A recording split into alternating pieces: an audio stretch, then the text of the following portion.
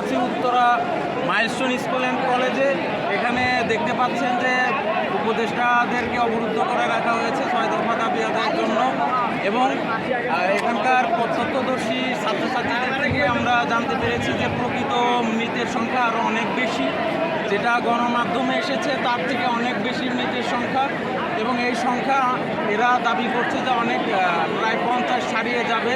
নিচের 5টি এবং উপরের তলায় 5টি, টোটাল 10টি ক্লাসরুমে অগ্নিকাণ্ডের ঘটনা ঘটেছে। আমরা যদি হিসাব করি যে 30 জন করেও যদি স্টুডেন্ট থাকে তো 10টা কক্ষে প্রায় 300 জন স্টুডেন্ট আছে। এবং যারা প্রত্যক্ষদর্শী, যারা এখানে উদ্ধার কাজের সাথে ছিল, তারা বলছে যে প্রকৃত মৃতের সংখ্যা আরও বেশি হবে।